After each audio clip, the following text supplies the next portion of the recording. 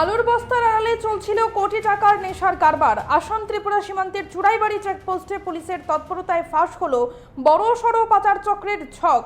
আগরতলায় আসার পথে রুটিন তল্লাশিতে বাজেয়াপ্ত হলো বিপুল পরিমাণ নিষিদ্ধ কফ সিরাপ, যার বাজার মূল্য প্রায় অর্ধ কোটি টাকা। ঘটনায় গ্রেপ্তার করা হয়েছে পাঞ্জাবের এক লরি চালককে। বুধবার বাজারিছড়া থানাধীন চুড়াইবাড়ি চেকপোস্টে আসে 12 চাকার লরি।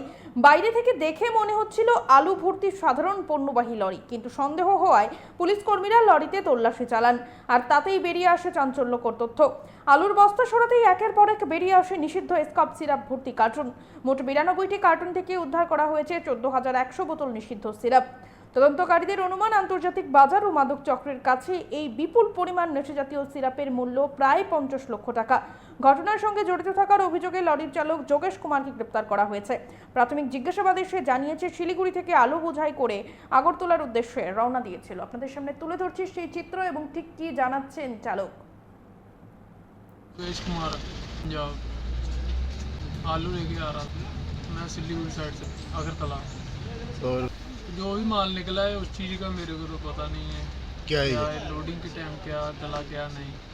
मैं वो आलू लोड करके आ रहा था तो चेकिंग के दौरान ये माल मिला। मैं 1,80,000 गाड़ी नंबर 5602। उत्तर प्रदेश कहाँ पे खड़े हो? मैं असम में। हैं? असम असम आपके घर असम में है? मेरे घर पंजाब में है। खबर आया त्रिपुरा में नहीं? हाँ मैं पहली बार ही आया हूँ। हाँ अकेला ही हूँ, मैं पहली बार ही आया हूँ।